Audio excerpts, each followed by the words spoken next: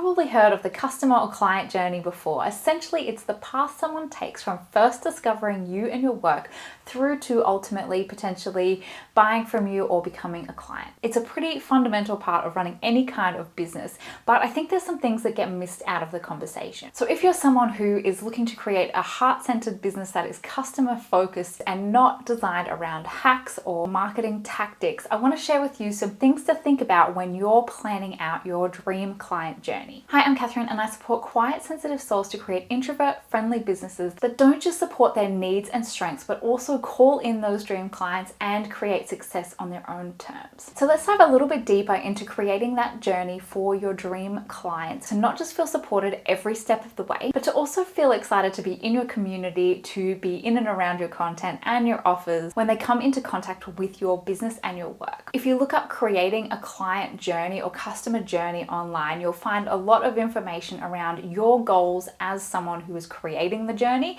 and the pain points of your ideal client, as well as how to activate those pain points throughout the journey. Now, first up, I do think it's important to know your goals, your mission, and your vision. I talk about this in the content ecosystem. It is really the framework of that guiding light, that lighthouse of your work and your motivation, why you're doing the things that you're doing. In my opinion, this should always be central to the actions that you're personally taking in your business and the driving force behind all of the decisions that you're making throughout the day, the week, the month, the year. Because your alignment is going to be central to how you show up in your business, the people that you call in, and just generally how you feel in your business. But I don't believe at any point in the client journey should your needs and desires impact or push the people that you're inviting in to make decisions or do certain things based on your goals. This is purely for you to check in regularly and make sure that your daily actions, your weekly decisions, and the things that you're doing in your business are in alignment with those bigger goals. Secondly, I think it's important to remember that the client journey is actually not a linear one.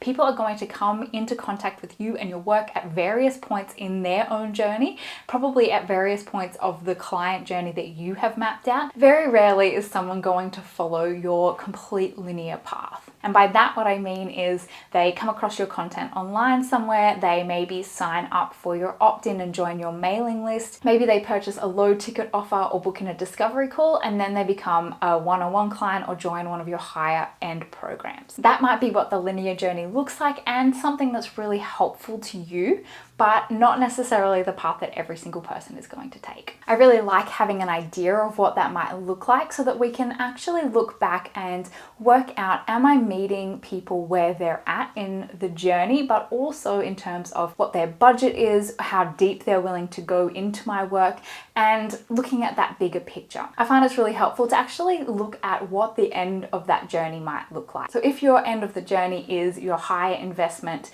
one-on-one program, your done for you services, or a mastermind, something like that, how do we work backwards and actually work out what the stages before that point might look like? It's really helpful from this point to actually be able to work backwards, to take little pieces of that bigger program, to break them up into smaller, more digestible content, which might be something that you offer as a workshop, a paid low ticket offer, a group program, or even your free content. It really helps create that bigger ecosystem when you know what that final invitation might look like. Now, we're always keeping in mind that most people aren't going to actually take us up on that final offer, but we're still mapping out that journey so we have an idea of the smaller percentage of people who will do that, what that process might look like for them. This is not only going to help you when you're creating your content, when you're mapping out your launch and maybe running a free class or training, when you're creating an opt-in, the content that you might create, and the other things that you're sharing and creating in your business. And so here are a couple of things to think about when you're thinking of that linear path, but also remembering that not everyone's going to follow that. The first one is really easy. It's how can you make sure that you're never assuming that somebody knows who you are? And this can be as basic and simple as creating a very brief introduction in everything that you do so that it makes it really easy for people, if they've just stumbled upon your work somehow, to actually know a little bit more about you. This can look like having your bio at the end of your guest posts, having a brief introduction in your YouTube videos, your live streams, anytime that there's a chance someone might stumble upon you organically and not have any frame of reference for who you are, it's really important to always include a little bit more information and how people can take that next step with you. On that, it's also really helpful to have a clear and simple next step mapped out for people who are ready to go deeper. So if you have a video that you're doing that's really introductory, you can remember that there's going to be people who are a bit further along the journey or ready to go a bit deeper with you, and you can direct them to other content that you have. You might find that once people sign up for your opt-in or a lower priced offer, that was a great starting point for them, but they realize that there's actually more that they're looking for,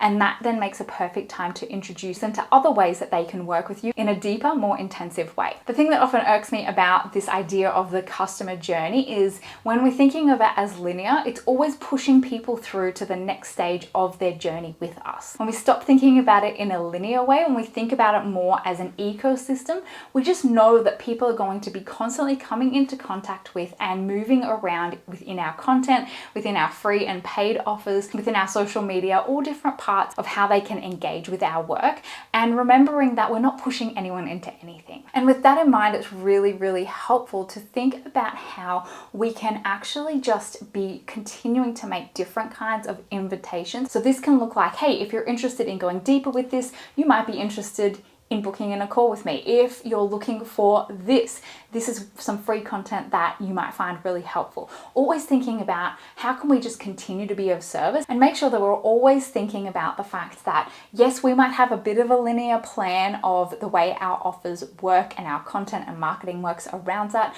but also remembering that people are at various stage in the journey in our business, but also in their own personal journey. They might be consuming content from all over the place. So how can we just continue to show up and be of service, but also be making those invitations for people who are ready to take the next step? And having various different options that we can direct people to based on that journey can also be really helpful. For example, I have a program coming up later this month called Emergence that's all about launching your next offer. But I know that there's some people who are in my community and in my orbit who are maybe not ready for that yet. They're not ready to start thinking about creating their launch and mapping that out and actually implementing and launching. And so there are other options and other resources that I have available to direct people to before they're ready to take that step. This ensures that the people that I call into that program, because it is an intensive, immersive experience, are kind of in the same point of their journey, but also that I'm still being of service to people who aren't ready for it yet, instead of just taking everyone's money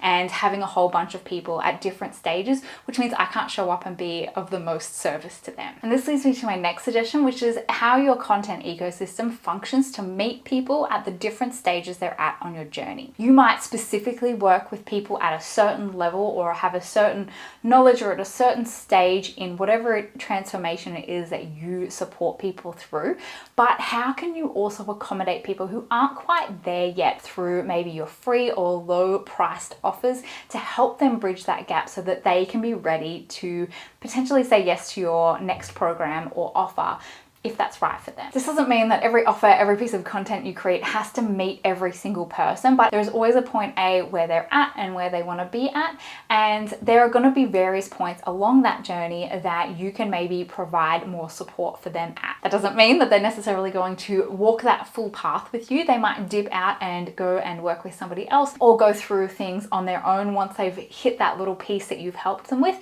Again, that outcome is not up to us at all, but we can still provide that support for people through our offerings, through our content. When your focus is on being of service instead of just pushing people through the next stage of the pipeline, it can really change the way that you look at the content that you create, newsletters you send, the different marketing activities that you do, and how they all work together to create a complete journey for people, whether they stay on that full path or not. I've had people sign up to work with me who have just come across me, and also people in my community who have been in there for years and years and have just never signed up for any of my offerings. As I said, it's not up to us to control or manipulate people to push through that journey, but to actually just show up in service and reverence of the work that we're here to do, trusting that when we're really focused on being of service, on meeting people where they're at various stages on the journey, on having a variety of paid and free content that we can support people with, and when we know what that linear journey might look like, that can really help us with our planning and strategizing, doing without any attachment to the outcome. And my last point is in reference to this idea of pain points. I am personally not a huge fan of that, and I know that my audience doesn't really resonate with the idea of agitating the pain points. In fact, that's the last way that I want people to feel when they consume any of my content. I personally think it's one of the greatest atrocities of marketing, and I know that it works, and otherwise people wouldn't do it. But personally, I love the idea of imagining and envisioning the possibilities of the potential that someone has when they step into the work that we can do together. Focusing on agitating people's pain points is really that push and pull marketing that I know my audience and my little introverted heart is not a massive fan of. I hate feeling that pressure and having that nervous system response that comes from a survival instinct. What excites me more is the idea of presenting invitations to people at various points along that journey and just inviting them to take that next step if it feels right for them, because I want them to feel empowered and excited to take that step. I know that selling or coming across as being too salesy is a huge sticking point for lots of introverts, and the thing that upsets me the most is knowing that there are many of you out there who have incredible work that you want to put out into the world and people that you can really help to get the transformation that you support them with. And this idea of not wanting to be salesy being the thing that's stopping you from getting that work out there. So I hope that these simple shifts make a huge difference to the way that you think about creating that client journey and inviting people to take the next step with you. And on that note, my invitation to you is to come and join me for my free masterclass coming up on the 28th of April. It's called The Art of Gentle Launching, because I don't believe that launching and selling in our business needs to be as stressful, draining, and exhausting as we have maybe been made to believe that it is. I think it's entirely possible that as introverts and sensitive souls, we can show up in our businesses, we can invite people to take the next step with us, make money, and have successful launches without all the drama of a big, huge, exhausting launch where lots of things go wrong and you need a month to recover from it. I'm going to be sharing actionable steps that are easy to implement so that you can get started straight away, and a plan to make it work for you and get results. If you're interested, I'll pop a link in the description below so that you can reserve your spot. And if you want to start building your community differently as an introvert in business, definitely check out this video, because a business without a community doesn't really make sense. I hope to see you at the live training on April 28th. Definitely make sure that you sign up via the link in the description down below, and I'll catch you in the next one.